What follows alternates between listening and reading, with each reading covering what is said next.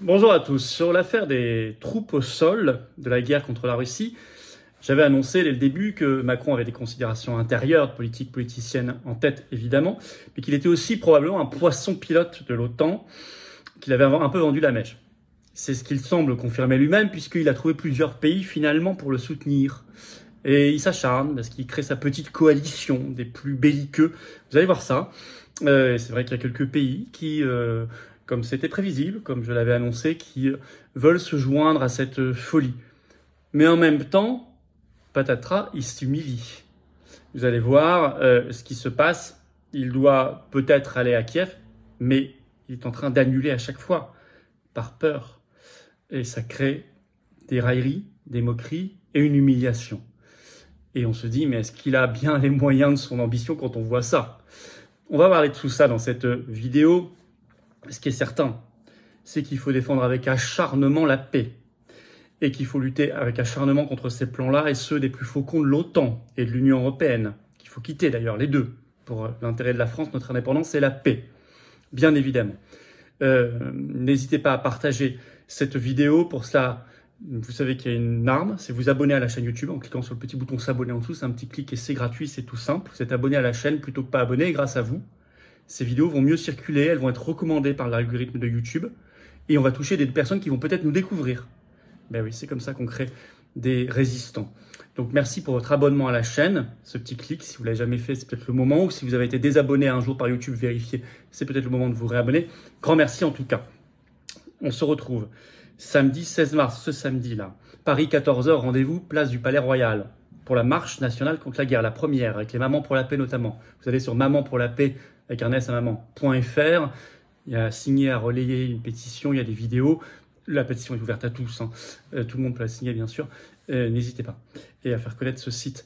En tout cas, je vous donne rendez-vous pour cette marche nationale contre la guerre, ouverte à tous, sécurisée, il faut être là très nombreux avec des drapeaux français, et je sais qu'il y aura du monde, il y a des covoiturages qui sont en train de s'organiser, le groupe covoiturage Facebook est sur notre groupe Les Patriotes sur Telegram, notamment, le lien. Et par ailleurs, je vous attends également à Poitiers, grosse réunion publique, mercredi 20 mars, au soir. Inscription, s'il vous plaît, par un formulaire sous la vidéo, vous trouverez en description. Je vous attends également le 28 mars, jeudi 28 mars, dans l'Aube, grosse réunion publique. Inscription également par un formulaire sous la vidéo en description à Arcis-sur-Aube. C'est juste 5 € l'entrée, c'est ouvert aux adhérents comme non-adhérents. Et on vous offre un verre de l'amitié. Mais inscrivez-vous, prenez vos places, ça part très vite. Voilà. Je vous attends, patriotes, pour adhérer ou faire un don. J'ai besoin de vous, on a besoin les uns des autres. Il faut se battre pour nos libertés, notre souveraineté et la paix. Tous les liens sont sous la vidéo en description ou sur les-patriotes.fr, mais j'y reviens tout à l'heure. Guerre avec la Russie, Macron s'acharne et s'humilie. Alors, c'est vrai que j'avais annoncé dès le début, quand il avait parlé de ces histoires de troupes au sol, qu'il avait peut-être, par orgueil personnel, quitte à se prendre d'abord beaucoup d'opposition, un peu vendu la mèche, et qu'il agissait peut-être en poisson pilote des plus belliqueux de l'OTAN et de l'État profond. C'est manifestement exactement ce qui se passe. Il s'acharne parce que quelques pays sont maintenant sur cette ligne. Ça a été noté par un article de Politico ce 8 mars. Le titre, Emmanuel Macron trouve des alliés baltes au sujet du déploiement de troupes en Ukraine. En effet, le ministre des Affaires étrangères séjourné était en Lituanie le 8 mars, donc un des États baltes. Et voilà ce qu'il déclare, c'est dans Politico. Le ministre des Affaires étrangères séjourné était en Lituanie, où il a rencontré ses homologues baltes et ukrainiens pour étayer l'idée que des troupes étrangères pourraient finir par aider l'Ukraine dans des domaines comme le déminage. Ce n'est pas à la Russie de nous dire comment nous devrions aider l'Ukraine dans les mois ou années à venir, a déclaré Séjourné lors d'une réunion présidée par le ministre lituanien des Affaires étrangères, Gabrielius Landsbergis, et à laquelle assistait son homologue ukrainien, Kuleba.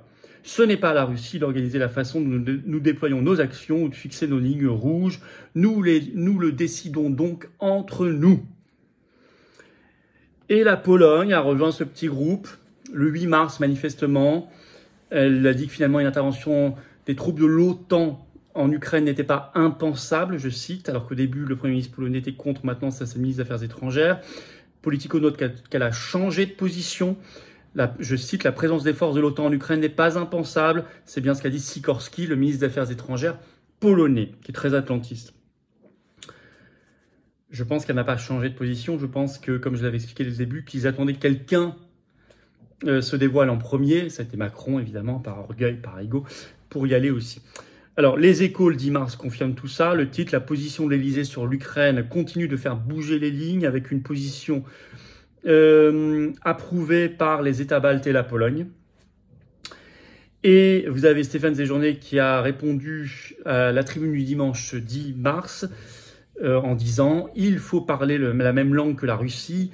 Déjà, s'il pouvait parler français correctement, ce serait pas mal, entre parenthèses. Il appelle au rapport de force avec Moscou.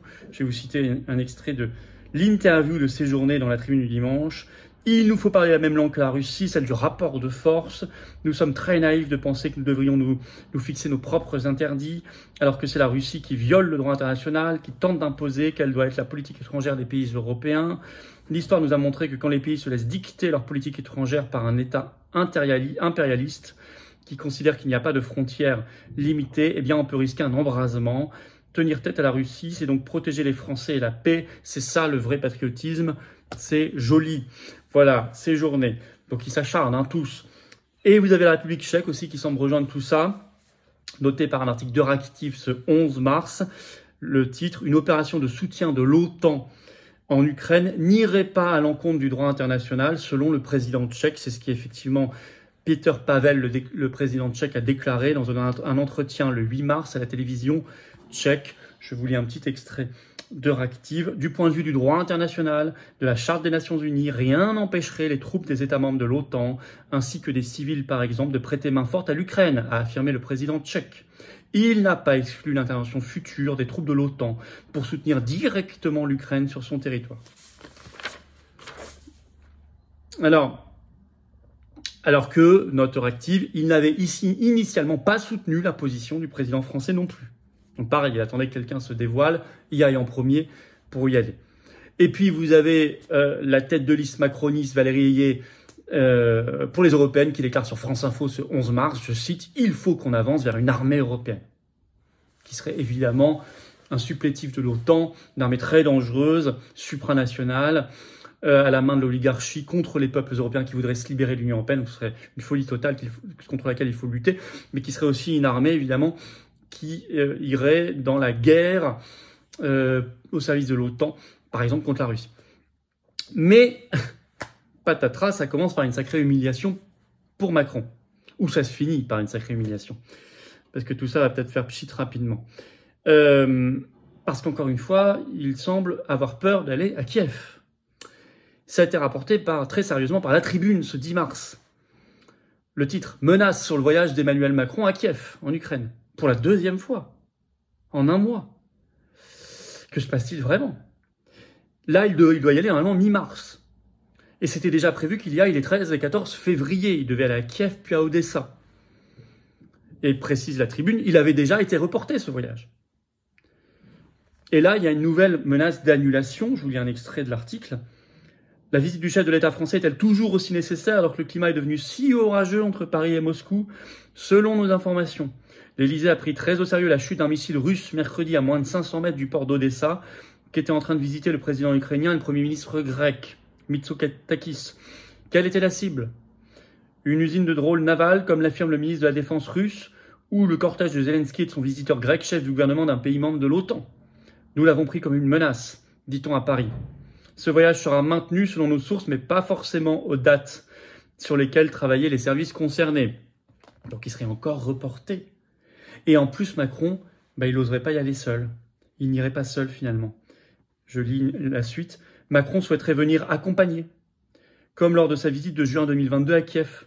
À l'heure où beaucoup en France continuent de croire à tort que le président de la République, à tort, ça c'est le petit point de vue militant de la Tribune, que le président de la République est isolé parmi les alliés de l'Ukraine dans sa volonté de ne rien exclure vis-à-vis de la Russie, venir à plusieurs à Kiev, plus forcément à Odessa, pourrait mettre en lumière l'unité européenne recherchée. Parmi les chefs de gouvernement qui pourraient se joindre au déplacement figurent ceux des pays baltes, nos nouveaux meilleurs amis, de la Roumanie, de la République tchèque, du Royaume-Uni ou des Pays-Bas, tous tenant d'une exigence d'une plus grande fermeté à l'égard du Kremlin. Donc il n'irait pas tout seul, en se disant peut-être que c'est moins risqué s'il y a plein de monde, plein de chefs de gouvernement et de chefs d'État avec moi. Alors que se passe-t-il vraiment? En tout cas, c'est un signal de faiblesse énorme.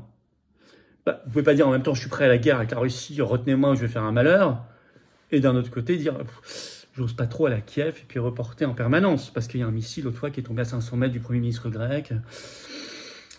Bon, d'ailleurs, ils s'y sont pas trompés côté russe. Hein. Vous avez Dimitri Medvedev, ancien président russe, actuel vice-président du Conseil de sécurité de Russie, qui a réagi. Je vais pas vous lire tout le tweet parce qu'il est très grossier, mais sur son compte X, ce 11 mars, en parlant de Macron comme un, je cite, trouillard zoologique, et lui a conseillé, je cite, de prendre plusieurs caleçons, 3 petits points. Vous imaginez la suite, vous irez voir le tweet.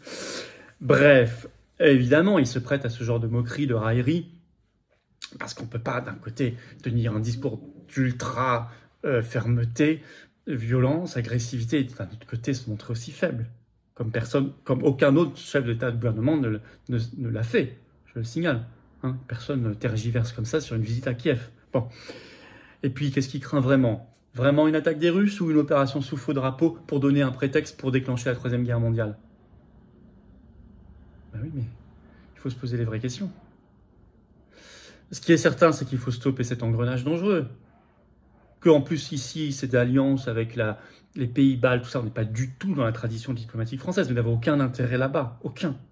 Nous n'avons jamais eu. On n'en a pas. On n'en a aucun. Ça n'est pas la tradition diplomatique française, qui est normalement une tradition de rechercher la paix, qui est une tradition d'équilibre, de puissance mondiale qui parle à tout le monde, et non pas de pays qui se prend pour une Pologne bis. Parce que, excusez-moi, c'est ça, là. D'autant qu'on n'a pas l'histoire des Pays-Bas et de la Pologne qui ont une histoire particulière par rapport à la Russie, que nous n'avons pas, au contraire. Bon, en plus, c'est un engrenage dangereux, mais finalement humiliant, parce qu'il n'en a pas les moyens, parce que il envoie plutôt en ce moment des signaux de faiblesse qu'autre chose. Alors il a le droit de s'humilier lui-même, manifestement il aime bien, mais il n'a pas le droit d'humilier la France, parce qu'elle ne lui appartient pas, ni même la fonction ne lui appartient. Ce qui est certain, c'est qu'il faut se battre pour la paix, plus que jamais. Hein. Plus que jamais. C'est un appel à tous, hein, à toutes les forces de paix. Hein. Je le dis même à tous les parlementaires qui voudraient venir, vous êtes les bienvenus. Hein. On est comme ça aux patriotes. Hein. Vous n'avez pas montré beaucoup de courage jusqu'ici, mais tout le monde, toutes les forces de paix.